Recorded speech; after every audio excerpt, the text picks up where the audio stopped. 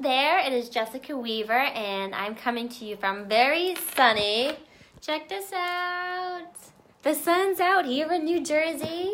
We are so excited. It's 50 degrees out, the snow's melting, and it feels like spring. And I know, not just me, everyone at this time of the year gets a little crankier, gets a little bit more angry. It's like a trigger. And then the sun comes out, like, ooh, we're human beings again. Hey, Chris. And it reminds us of why we love living. We're not hiding in our houses anymore under layers and layers of clothes.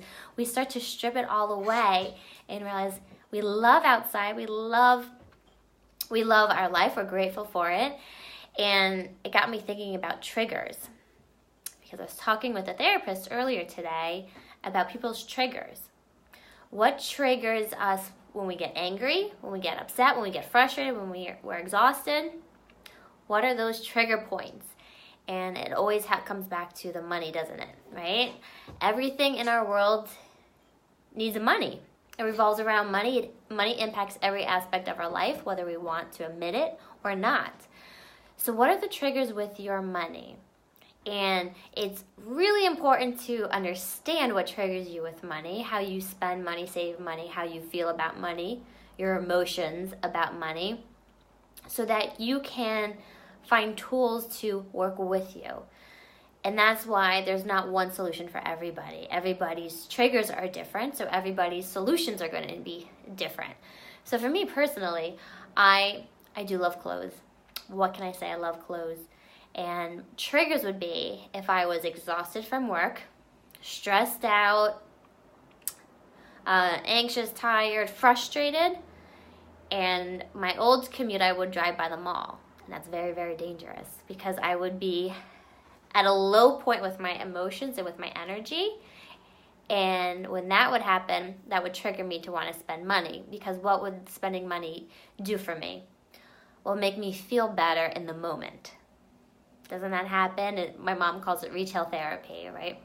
You spend money in the moment and you feel really good, but by the time you get home, you're like, oh, did I really need to buy that $200 dress? Did I really need to buy another pair of pink shoes? Probably not. And then you're trying to jam it into your closet and you realize, I did not need another piece of clothing. I did not need another shoebox. What do I do? And it becomes that spiral we're always in. So how do you, as therapists call it, cut the chain? How do you break that cycle? It's getting clear on what are your trigger points with your money. And we have trigger points all over, right? When we're eating, when we eat too much, or when we go towards that wine, or we need something strong, we go to that martini. What are those trigger points? Is it a rough day with your kids and you need that bottle of wine? Is it a tough day with your boss? Is it an argument with your spouse? What are your trigger points? Especially in regards to money. What sets you on an emotional roller coaster with your money? What gets you fearful of your money? Right? And I know this in my own world. Sometimes in other people, you put all your focus and intention into something that you feel like you can control, because something else is going on in your life. You don't really know what it is. You're scared to really feel what you're feeling. You want to distract yourself from it. So you put all your time and energy into your kids, or into work, your business, your health. And I know one mom who had a lot of issues going on, and the one thing she could do was work out. So she worked out to the extreme every day.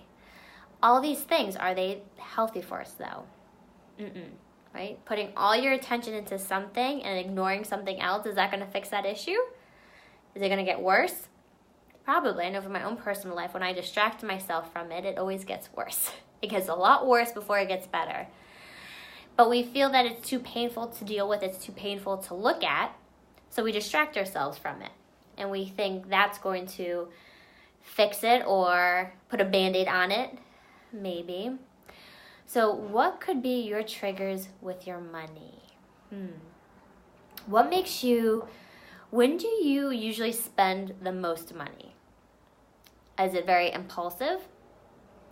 Or do you take so much time to make a decision with your money that you end up wasting hours and hours of time researching things, waiting for the right coupon instead of living your life? How are you with your money? And what sets you off on an emotional roller coaster? I know one mom that I've been working with, initially she said, well, I have this extreme high when I get paid, especially if there's overtime, but then I have all my bills and my debt and I get very low, right? So the bills is a trigger for her where she gets very angry and upset. Thanks, Bob. Glad you're watching and getting something out of it. But she get very upset whenever, especially the debt. So was it the actual act of paying the bills, or was it the debt? And what about the debt was it? Was it the debt because it reminded her of her old life? Or because it reminded her of things that she wants but can't really afford, but she wants to add them to her life? Is the debt because she's stuck in the same hamster wheel because all her money's going to pay off the debt instead of improving her life? It's a lot of those different things. So figuring out what the trigger is the first step, and then we got to figure out what, right, I call it the root. What is the root of the problem? That's the surface problem, but we know it's like a plant. There's all these roots that hit really deep down in our soul. That is the real cause of it. And that is a thing that you usually cannot do by yourself. You need somebody to kind of pull that out of you, and that's my job.